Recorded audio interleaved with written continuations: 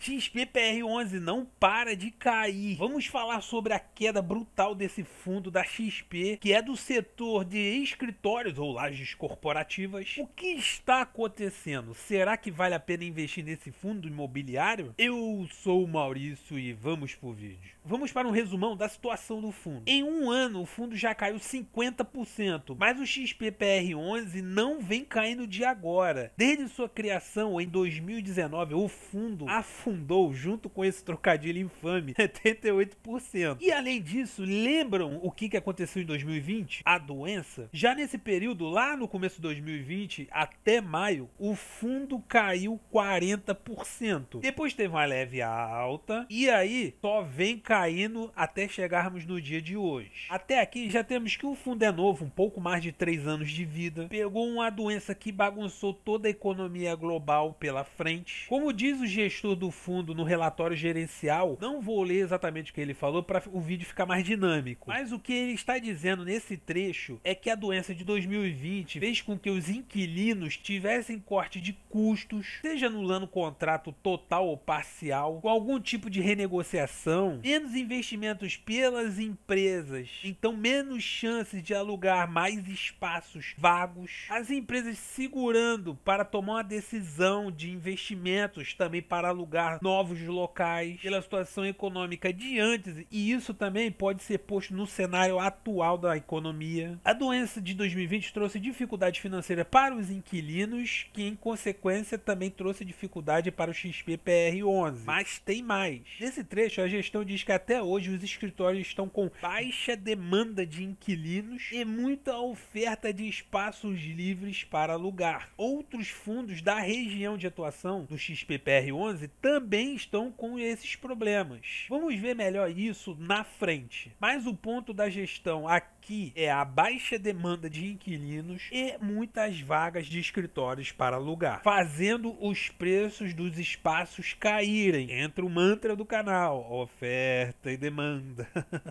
Nesse trecho aqui, a gestão fala indiretamente de outro problema. O fundo está conversando com possíveis compradores de imóveis para diminuição das obrigações contraídas pelo fundo. O que eles estão querendo dizer aqui? O XPPR contraiu muitas dívidas para crescer o fundo. O nome disso é alavancagem. O cenário era favorável até vir a doença de 2020, o famoso cisne negro. Então, com essas dívidas, essa alavancagem, o fundo já vendeu alguns imóveis, 2 deles vendidos 100%, ficando agora com 3 imóveis. E 2 desses 3 já tiveram partes vendidas também. O edifício Faria Lima Plaza, o XPPR11 vendeu 25%, 40% que o fundo era dono. Já no edifício L Tower, venderam 13% dos 60% que o fundo era dono. E como diz a gestão, que está em conversa com possíveis compradores, ou seja, querendo vender mais imóveis, pois ainda tem dívidas, alavancagem para pagar, pois o fundo se alavancou muito, e os valores a receber dessas vendas vêm em parcelas.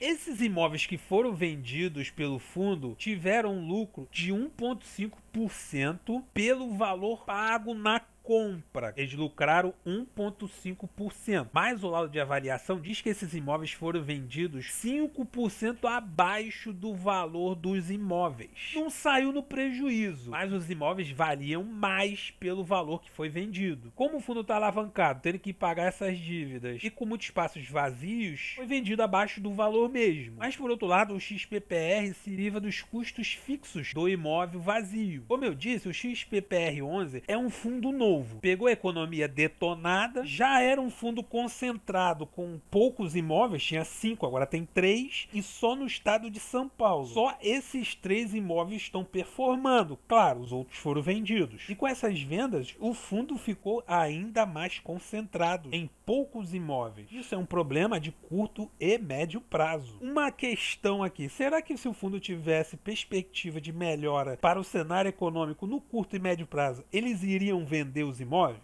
Não sei, mas é uma boa dúvida. O fundo está seguindo o caminho correto, reduzindo dívidas de alavancagem e ainda mais nesse cenário que estamos de juros altos. Mas vai vendendo, no final vai ter o quê? Voltando para o problema do fundo de falta de inquilinos. Olha quantos espaços vagos. Aqui apenas metade está alugado. Nesse outro aqui 30% está alugado. E nesse outro aqui 18% está alugado. Na região de Alphaville, o estudo aqui de mercado mostra que tem muitos escritórios vagos e não é apenas o XP-PR11, mas também outros fundos que está aqui nesse estudo. Do final do ano passado para agora, subiu de 31% para 32,3%. Já na região da Faria Lima, ficou estável no final do ano para cá. E se pegarmos do início do ano passado, a taxa de vacância vem caindo na região. Resumão, não é dica de investimentos. Vale a pena investir? O XPPR11 foi criado no final de 2019, batendo R$ 127 no pico em janeiro de 2020. Mas veio a doença e o fundo afundou. E segundo a gestão, que é da XP, ainda estão colhendo esses frutos azedos, gerados em 2020 até hoje. O fundo está alavancado e é relativamente concentrado, com agora 3 imóveis performando e em um único estado, que é o de São Paulo. E o fundo também tem um problema com a baixa demanda de inquilinos para a alta quantidade de vagas sobrando. Talvez se a XP não estivesse tão preocupada com o ESG e mais como atrair inquilinos, o resultado poderia ser outro, poderia ser melhor. A gestão está verificando possíveis vendas de imóveis para reduzir o endividamento da alavancagem, e isso deixa o fundo ainda mais concentrado em poucos imóveis e poucas regiões.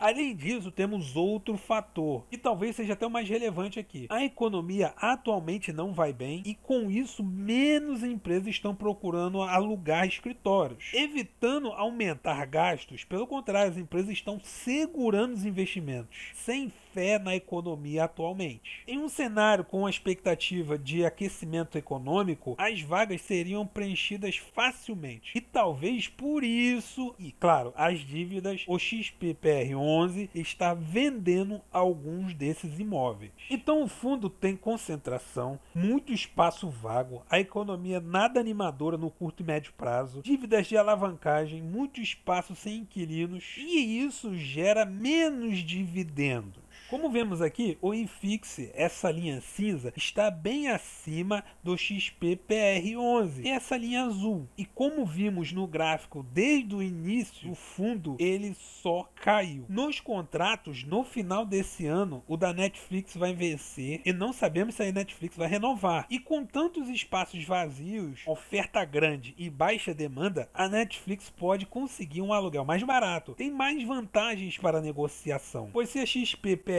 não der alguma vantagem, a Netflix vai para outro fundo, outro imóvel. Em 2024 tem mais 3 contratos para vencer. E se a economia estiver nessa ainda, patinando? A rentabilidade do mês caiu. O preço sobre o valor patrimonial está com desconto de 70%. Para vocês terem ideia do que eu estou falando, o patrimônio do fundo é de R$500 bilhão. Então, cada cota deveria estar sendo vendida pelo valor do patrimônio de R$ 71,24. Mas olha a cotação atual, R$ 23,00. R$ 48,00 de desconto. Mas tome cuidado, porque as dívidas de alavancagem giram por volta de 650 milhões. Então, se o fundo vender todo o patrimônio líquido de 516 milhões para pagar as dívidas, ainda vai ficar devendo 134 milhões, pelo tamanho da alavancagem que o fundo está. Mas Maurício, você só dá notícia ruim. Você é o Datena dos investimentos. Não, me dá imagens aí. Olha o yield, quase 12%. Vai ser eterno esse yield? Além disso, os inquilinos que o fundo tem estão pagando e não tem nenhum com calote por hora. São os pontos positivos que eu vejo no fundo atualmente. Se você vê algum que eu não estou vendo, me diga aí. Para quem consegue visualizar um cenário de melhora econômica para os próximos meses, no curto e médio prazo, que os aluguéis dos escritórios vão bombar, e assim ele conseguiria também, com essa melhora econômica, pagar a alavancagem, as dívidas. Pode ser uma baita da oportunidade, já que o desconto no fundo tá grande. Mas como eu disse, esse desconto não é à toa. O fundo tá com a dívida alta. Para quem tem uma visão que a economia não vai melhorar e talvez até piorar, a extorsão do Estado chamada imposto vai explodir com essa reforma tributária, elevando os custos das empresas e assim as empresas investindo menos ou até quebrando, diminuindo o poder de compra das pessoas, imposto nos dividendos. Pode ser que o futuro do XP não seja tão promissor aqui. Não é dica de investimentos, a ideia aqui, com esses fatos, que você chegue na sua própria conclusão. Me diga aí se é uma oportunidade ou furada, né?